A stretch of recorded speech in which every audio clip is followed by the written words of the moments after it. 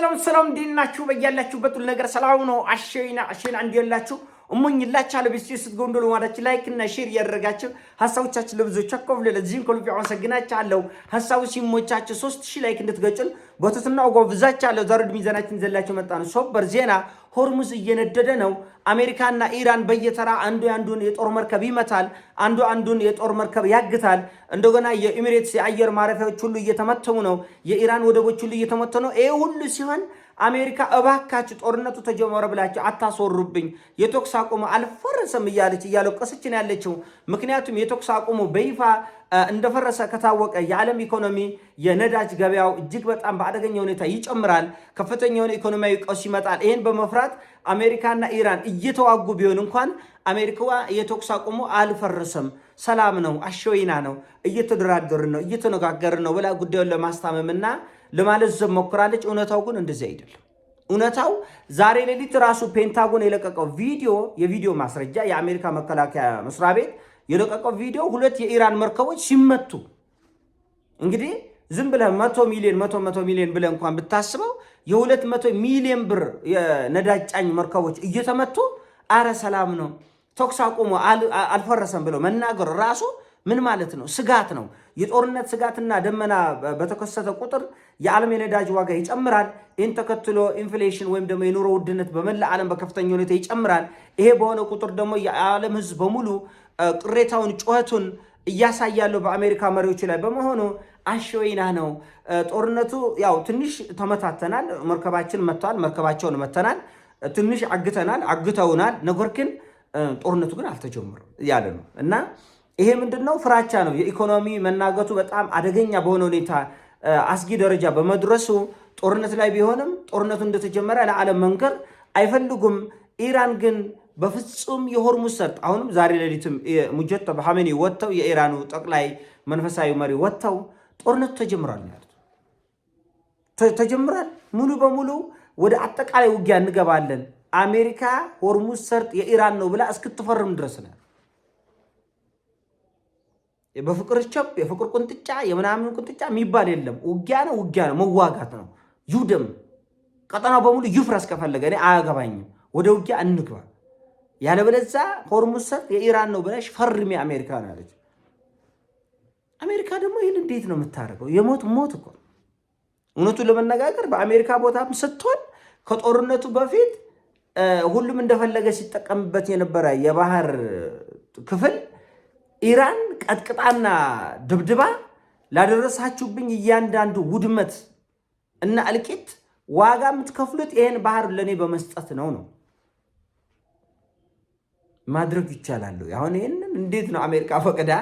እንደምታውቁት ይሄን ጦርነት የዓለምን ሐሳብ ለመስረቅ የአሜሪካን ሕዝብ ሐሳብ ትኩረት ከዛ ላይ ለማንሳት የአሜሪካ ፖለቲከኞች ያልቆፈሩት ጉድጓድ የለም። ያልቆፈሩት ጉድጓድ ትራምፕ ላይ ግድያ ሙከራ ተደርጓል ብለው 3 ዙር ድራማ ሰርተዋል። 3 ዙር ቲያትር፣ 3 ዙር ነው ቲያትር የተሰራ። አሁን ትናንትና ደግሞ ሌላ ቲያትር ምን አመጡ? ለዘመናት ተደብቆ የነበረው የዩፎ አንኢደንቲፋይድ ፍላይንግ ኦብጀክት የሚባሉትን ጉዳይ ለህዝብ ይፋ ተደረገ ተባለ። ህዝቡ ገብቶ ሲያይ ዩፎ የሚባል ነገር ምንም የሚታይ ነገር የለም። 2 ቪዲዮዎችን የተለቀቁት፣ ሁለቱም እዚህ ግባ የሚባል አይደለም። ምንም ማስረጃ የለውም። አሁን ዓለም የሚጠብቀው ፍጥረቶች የሌላ ዓለም ፍጥረቶች አሉ ወይስ የለም የሚለው ማስረጃ እናያለን ነው። እነሱ የለቀቁት የሆነ ድንጋይ የሚመስል ነገር ነው።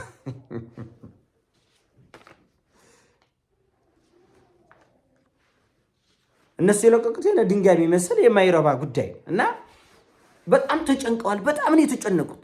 በጣም መጨነቃቸው የምታየው 40 ጊዜ ነው ሐሳብ የሚቀያይሩት። የጦርነት አለ የሚለው ወሬ እንዲወራም አይፈልጉም ያሉት። በቃ ተኩስ አቁም ነው።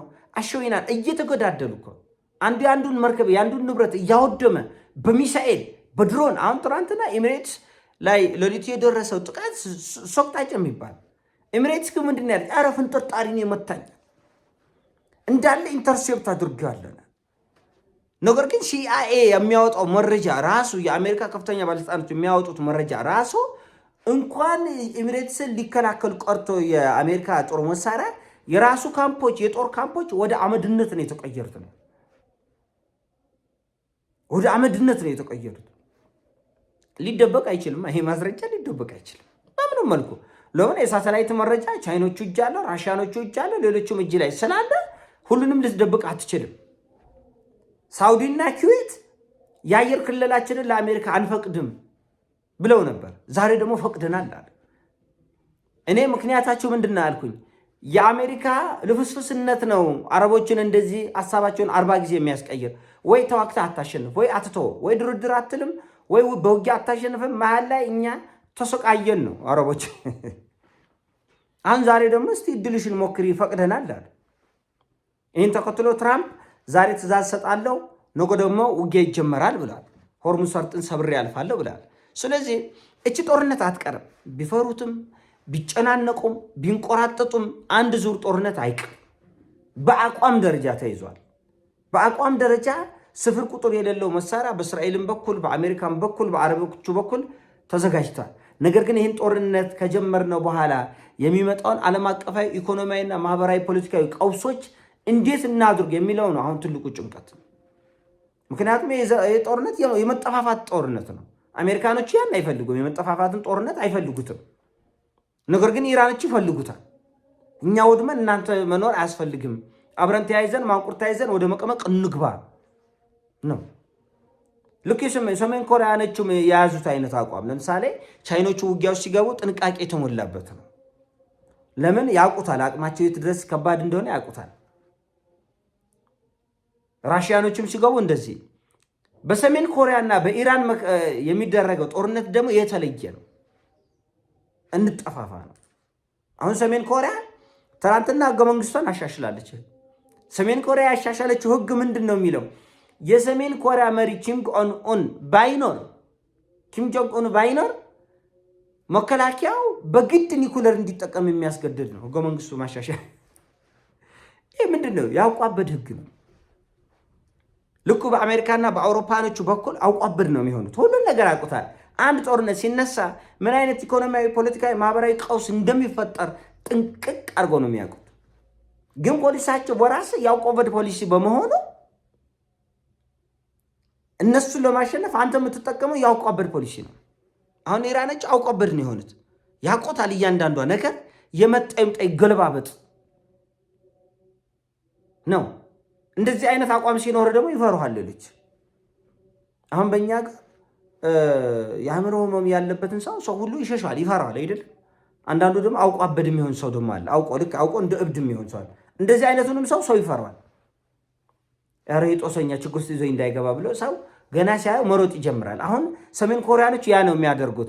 ልክ የሊቢያ መሪ እንደተገደለ፣ የኢራቅ መሪዎች እንደተገደሉ፣ የኢራን መሪዎች እንደተገደሉ የሰሜን ኮሪያ መሪ የሚገደል ከሆነ በፖለቲካዊ አሻጥር ሰርጎ ገብ ደህንነቶቻቸው ይሄን ተሳክቶላቸው የሚያደርጉ ከሆነ ኪም ጆንግ ኡን ኖረም አልኖረም ኒኩለር ተጠቀም መከላከያውን በግድ እኮ አስገዳጅ ችግር። ይህን እያየ የትኛው የአውሮፓ መሪ ነው በድፍረት የትኛው አሜሪካ መሪ ነው በድፍረት የሰሜን ኮሪያ መሪ ሚነካ? ይሄ የኃላፊነት ዋስትና እንዲወስዱ ይሄ ከሆነ ይህንን ትቀበላለህ ሲባል አሁን እጁን ለመዘርጋት ያሰበ ሁሉ እጁን ይሰበስባል። ሰሜን ኮሪያን መሪዎችን መግደል። በነገራችን ላይ በዓለም አቀፍ ደረጃ ልክ በመጽሐፍ ቅዱስ የተጻፈ አንድ ቃል አለ። እረኛው ይመታል መንጋው ይበተናል የሚል ቃል አለ። ልክ ያንን ነው የሚጠቀሙት። አሁን በዓለም አቀፍ ደረጃ እረኛውን የሀገር መሪን መጀመሪያ ይመቱታል። ከዛ በኋላ በጉ ይበተናል። ቬንዙዌላ ላይ የተደረገ ይሄ ነው።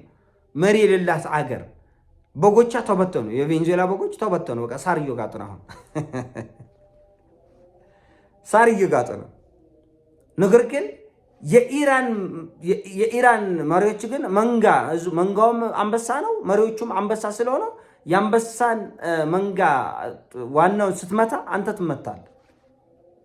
እንዲሁም በቁጣ ተነስተው ሌሎች አንበሶች ያጠፏል። እና ሰሜን ኮሪያም በዚህ መልኩ ነው እየተንቀሳቀሰች ያለችው። የአንበሳውን መንጋ ከመታው ሌሎች አንበሳ ይቦጭቋል፣ ያጠፉሃል፣ ያወድሙሃል። ይሄን በህገ መንግስት አሻሽላ ቁጭ አድርጋለች። ከዚህ በፊት አልነበረም። በሰሜን ኮሪያ ህግ መጠቀም የሚችለው መሪው ብቻ ነበር። አሁን ግን መሪው ባይኖር እንኳን የሆነ ጉዳይ የሆነ ችግር ቢፈጠር መከላከያው ይሄን መሳሪያ እንዲጠቀም የሚፈቅድ ህግ ነው የጸደቀው ይሄ ህግ ያውቋበዶች ህግ ይባላል። ይሄን ሀሳብ ሲሞቻችሁ ላይክ አድርጉ፣ ሼር አድርጉ። ወዳችኋለሁ። ይሞቻችሁ። ፒስ